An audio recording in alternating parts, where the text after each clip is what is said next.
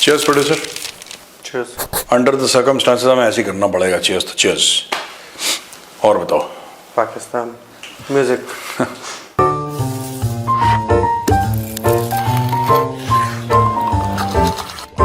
Cheers. बताओ क्या खबर है? सर लेटेस्ट खबर यही है कि अब 8 जहाज गिर गए। पहले हमारे 5 गिरे थे, 5 गिरे, फिर 6 गिरे, 6 गिरे, फिर 7, फिर 8 गिर गए। ये भी लगता पाकिस्तानी चैनल देख रहा है। नहीं, मुझे ऐसा लगता है कि इस साल के एंड तक 15 गिर सकते हैं। नवंबर चल रहा है। नहीं, उसका वो देखना पड़ेगा सर, उसकी ट्रिप्स कहाँ कहाँ पे हैं, उस हिसाब से डिसाइड होगा। हाँ, पर ये देखो जहाज गिरा रहा है, ये नहीं बोल रहा किसके गिरे। कल फ्रीडम फाइटर से मेरी बात हो रही थी, पता, फ्लाइट में हम और फ्रीडम फाइटर साथ में बैठे, तो हमारी बात हो रही थी और मेरे मन में भी वही बात चल रही थी जो फ्रीडम फाइटर ने बोली। क्या बोली? ये वेट कर रहा है कि किसके गिरे, कहां से ज्यादा फायदा है वो कर देगा। कुछ भी बोल सकता है आदमी, है ना। इसको खुद नहीं पता, ये अपना खुद 2-3 और ये पाकिस्तान के गिरे थे जहाज। जो मैंने 8, 9, 10 के नंबर गिनाए हैं, पाकिस्तान के थे। पाकिस्तान का मालिक, हमने आपका नमक खाया, वही तो पैसा नहीं दिया उसको। नमक तो खा लिया। हाँ, और बताओ। कहते हैं पूरा, उसने पूरी स्क्रिप्ट में I said, I called and said, you know, I'm not going to do a trip with you guys. Like, not good. Next day I got a call that they got ready to do a ceasefire. I said, good, that's good. भाई कुछ तो है इसको। पर एक मैं बात बताऊं, उसने बोला कि हमने पाकिस्तान के साथ डील करी है। एक डील अमेरिका ने पाकिस्तान के साथ करी थी। आज तक किसी को नहीं पता उस डील में क्या हुआ। आज तक किसी को भी नहीं पता कि उस डील में हुआ क्या है। किसी के बाप को नहीं पता चला क्या हुआ उस डील में। और इनकी हर एक डील ऐसी होती है पाकिस्तानियों की, क्योंकि ना देखो, Americans, Chinese, everybody knows the Pakistani so well. आप देखना, सी पैक का किसी को नहीं पता क्या हुआ। जो मेन डील है सी पैक की, नहीं वो वाला सी पैक नहीं, असली वाला सी पैक, प्लास्टिक वाला सी पैक नहीं, तो किसी को नहीं पता।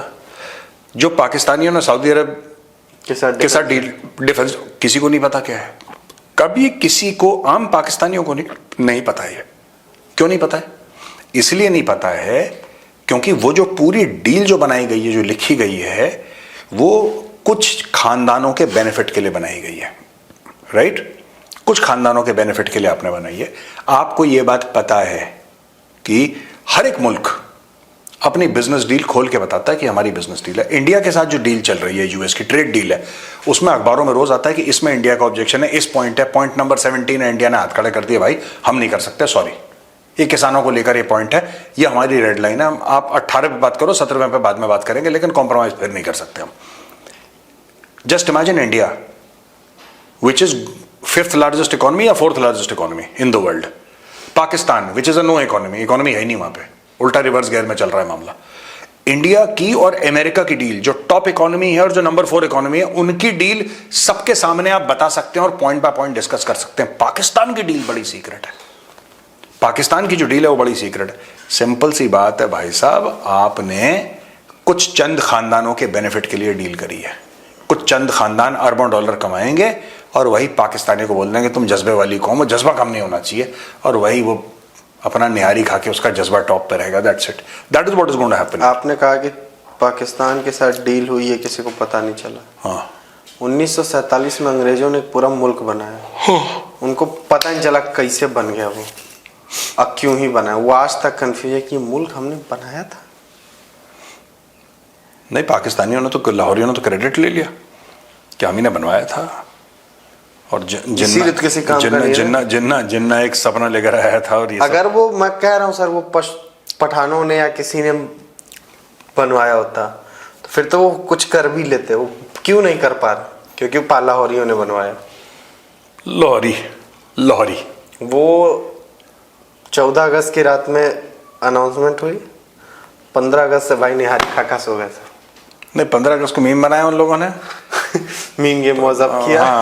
14 अगस्त की रात और 14-15 अगस्त की दरमियानी रात को उन्होंने बोला 60। बस हो गया, बन गया। और जिनने लाहौर नहीं देखा वो जमिया ही नहीं, हो गया बस काम। चलो और बताओ क्या खबर है? अच्छा सर, ख्वाजा आसिफ ने बोला है कि तालिबान के साथ अगर ये इस्तांबुल में होने वाली बातचीत सफल नहीं हुई तब बस एक रास्ता बचता है, वह जंग का, वह मुनीर की जंग का, सॉरी यहाँ से, वह जंग का। हम मंगचू जंगचू कौम हैं, हम जंग लड़ेंगे मांग मांग के। अच्छा, ये जंग क्यों लड़ना चाहते हैं सर, मुझे ये अब समझ में आया। इंडिया के साथ इन्होंने थोड़ी स्कर्मिश की, अमेरिका की गोदी में बैठ गए, अपने डॉलर वॉलर का जुगाड़ हो गया, एक डील हो गई, क्रिप्टो की डील, ये सब हो गई। अब ये तालिबान के साथ लड़ेंगे, फिर ये अमेरिका के उसमें जाएंगे। भाई एक बात बताऊं, मेरा पुराना वीडियो है, इनको मिलेगा नहीं, पर ये वीडियो मैंने तब बनाया था जब अमेरिका ने इनको $400 मिलियन दिए थे, आज से 1.5-2 साल पहले। बाइडेन के एडमिनिस्ट्रेशन में, बाइडेन की एडमिनिस्ट्रेशन में पाकिस्तान को $400 मिलियन दिए थे। 2 बार दिए ना इन्होंने, 100-375 ऐसे कुछ दिए, फिर एक बार $400 मिलियन पहले, 350-400 मिलियन पहले F-16 के लिए दिए थे। तब मेरा वीडियो है, अब बहुत पुराना हो गया, पता नहीं कहाँ खोजोगे उसको, लेकिन उस वीडियो में मैंने क्लियरली बोला है कि ये अफगानिस्तान, इनको पैसे जो इन्होंने अमेरिकन से लिए F-16 के, इस बहाने उस बहाने जो पैसे लिए वो इसीलिए तो लिए हैं यार, ये अमेरिकन का गंदा काम कर रहे हैं। We have been doing this dirty work. हाँ, तो वो तो खुद ही कह रहा है कि we have been doing this dirty work for the Americans. They are still doing the dirty work for Americans. एक ख्वाजा आसिफ की जो क्लिप हमने प्ले करी थी, जरा हम दोबारा प्ले कर सकते हैं? लेटेस्ट नहीं, अभी वाली जो लेटेस्ट है, जो ख्वाजा आसिफ की कल परसों जो हमने चलाई थी, जिसमें ख्वाजा आसिफ ये कह रहा है कि साहब हमें पहले डॉलरों की जरूरत थी इसलिए हम चले गए अफगानिस्तान, हमने जिहाद कर, उसको जिहाद का नाम दे दिया। प्ले किया गया। हमारा कोई काम नहीं बनता था कि हम रूस के खिलाफ उस वक्त जंग में शामिल होते, लेकिन हमें पैसे चाहिए थे। उन्होंने हमें को पैसे ऑफर किए, फिर हमने उनको कहा कि ये पीनट्स हैं, फिर उन्होंने हमारी बोली ज्यादा लगाई, हम उस जंग में शामिल हो गए जो रूस के खिलाफ जंग थी, और हमने उसको जिहाद करार दे दिया। उसके बाद दूसरी जंग आई, उसके बाद फिर हमें पैसे जरूरत थे, और उस डिक्टेटर को भी अपने दवाम की, अपने इक़्तिदार के दवाम की जरूरत थी। दूसरे डिक्टेटर को, जनरल मुशर्रफ को भी अपने दवाम की, इक़्तिदार के दवाम की जरूरत थी। उनके लिए गारंटर जो है अमेरिका, तब भी बन गया, अब भी बन गया, दोनों जंगों के अंदर। अब आप एक और ऑपरेशन लॉन्च करने जा रहे हैं ख्वाजा साहब। सुन लिया आपने, ये पुरानी क्लिप है ख्वाजा आसिफ की, जिसमें ख्वाजा आसिफ ये कह रहा है कि जब जब पाकिस्तान को जरूरत पड़ी पैसों की, उसने जंग कर दी। अमेरिका कहता है कि गोरा थोड़ा ना मरेगा यार, गोरे के पास नोट है, गोरा थोड़ा ना मरेगा, ये पाकिस्तानी गुलाम है, इनके मुंह पे पैसा मारो, इनके जो हुक्मरान हैं, इनके जर्नल हैं, इनके मुंह पे पैसा मारो, ये अपने बंदों को मरवाएंगे। अमेरिका को जो करवाना है अफगानिस्तान, ये क्यों अफगानिस्तान के ऊपर हम ये कर दें, ये कर देंगे, ये कर देंगे, ऐसा कर देंगे, बम मार देंगे, अभी तो नहीं कह रहे थे कुछ समय पहले जंग कर देंगे, असि जंग कर देंगे। तो अच्छा, एक और चीज है वेरी फनी, ये ऐसा बता रहे हैं ख्वाजा आसिफ जैसे लोग, यासिर मुनीर जैसे लोग, झूठे लोग हैं, मक्कार लोग हैं, ये ऐसा बता रहे हैं कि जैसे टीटीपी ने अभी 2-3 महीने पहले अटैक करना शुरू करा, या 2-3 साल पहले अटैक करना शुरू करा। टीटीपी वाले तो बहुत पहले से, जो महसूद ये तो था, ये महसूद है पूरे टीटीपी वाले, ये कब से अटैक कर रहे हैं पाकिस्तान के ऊपर यार। ये तब इन्होंने, देखो इतना बड़ा हादसा हुआ, 130 बच्चे पेशावर में 130 बच्चे पेशावर APS पब्लिक स्कूल में मारे गए, इन्होंने तब कोई एक्शन नहीं लिया, सिर्फ वजीरिस्तान में कुछ बम बुम गिराए इन्होंने, एक आध ऑपरेशन इन्होंने लॉन्च करा, ठीक है, क्यों नहीं? वो भी अपनी अपनी बाउंड्रीज के। हाँ, ये क्यों नहीं गए अफगानिस्तान में? क्योंकि इनके बाप थे, जो इनके नाजायज बाप हैं अमेरिकन, वो काबुल में बैठे हुए थे।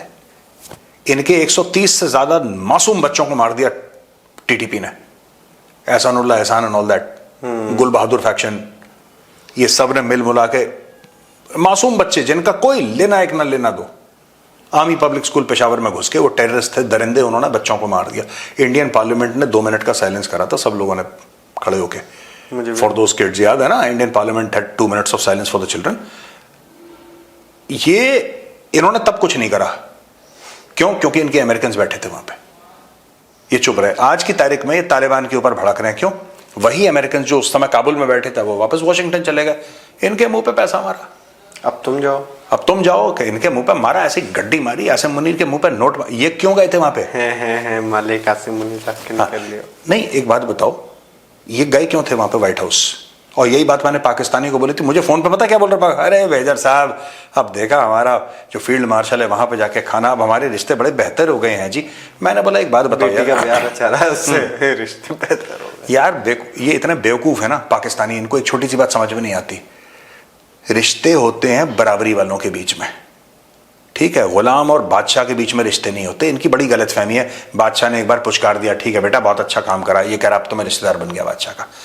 ये गए थे, पूरी बात ये है कि डोनाल्ड ट्रंप चाहता है, डोनाल्ड ट्रंप ने बगराम एयरबेस का नाम लिया, डोनाल्ड ट्रंप चाहता है वहां पे जो हो, जो अमेरिकन एडमिनिस्ट्रेशन चाहती है जो हो, अब ये पैसा लेके करेंगे। इसलिए वो ख्वाजा आसिफ हर दूसरे तीसरे दिन बयान दे रहा है। वो पाकिस्तानी जो कौन था पॉलिटिशियन जो कह रहा है पार्लियामेंट में खड़े होकर कि जनाब आप मरवा दोगे हमें, मरवा देगा, इन्हों रोको, हाँ इन्हों रोको जी, मरवा देंगे। सुनाए सुनाए, हाँ सुनाओ। ख्वाजा आसिफ की स्टेटमेंट की मैं मजम्मत करता हूं, जब उसने टर्की से वापसी में कहा जी दे वो हमसे हमारी बातें जो नहीं मान रहे अफगान, ये बात करने की है। न्यूक्लियर स्टेट हैं आप, अफगानिस्तान कौन होता है? मौलवी साहब कह रहा था रहमान साहब के एक दिन भी वो बर्दाश्त नहीं कर सकता, नहीं कर पाया जब पाकिस्तानी अफवाज ने उसको जवाब दिया। तो ऐसी बातें करके अपने इदारों को आप डिमोरलाइज क्यों कर रहे हैं? मैं तो ये चाहता हूं कि उसके इंटरव्यूज पे भी पाबंदी लगनी चाहिए। गया था ना मेहदी हसन को इंटरव्यू दिया, वो समझ बैठा था कि पाकिस्तान में किसी जो है चौधरी के ग्रुप बैठा हुआ है टीवी चैनल पे, तो क्या मेहदी हसन ने उसका हशर किया। बात चीजें ऐसी चीजों से इज्तनाब करना चाहिए कि बजाय जिसमें मुल्क की इज्जत और वकार का माहौल हो, उसमें आपको ऐसी बात करने का क्या फायदा? हर मतलब आप बोलना आपको अच्छा होता है। आपको याद होगा जब सजरानी साहब थे, जब हमारी ये बहन बैठी है, आगे हमारी बहन मैडम जरका बैठी है, जब नेशनल असेंबली की ज्वाइंट सेशन में उसने हमारी दोनों बात इतना खिलाएं कि ये बात ना कर पाए, ये जंग लड़ा देगा हमें अफगानिस्तान से। मैं आता हूं जी, रिसेंटली अभी जो है, बाकी दोस्तों ने भी बात करनी है सर। मैं आता 5 मिनट, यही तो बात है, हम 23 लोग में बद हैं। मंजूर साहब कहता कि ये जो ख्वाजा आसिफ है पहले तो इसको चुप करवाओ, ये जंग करवा देगा ये।